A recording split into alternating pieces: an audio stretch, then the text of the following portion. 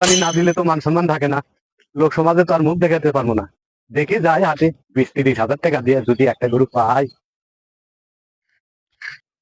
দেখি কত দাম চাই, ভোগাভাগি দিয়ে গরুটা নেওয়া যায় কিনা।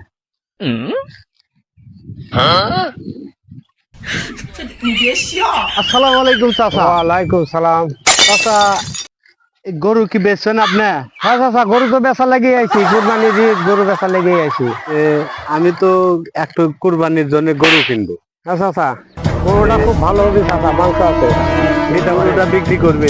হ্যাঁ চাচা। হ্যাঁ, এই গরুটার দাম চাচ্ছেন কত? 1.5 লাখ টাকা চাচা। এত দাম কে?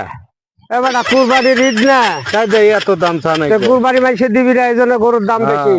আমি নিয়ত করছি 20-30 হাজার টাকা দিয়ে গরু কিনবো, আর এই আপনার দাম চাইতেছেন এই গরু সর্বনিম্ন হবো হলে 25,000 টাকা। চাচা, 25,000 টাকা দিয়ে মশলা কিনা বাঁচলিও যা খান গা, তাও শান্তি পাবেন।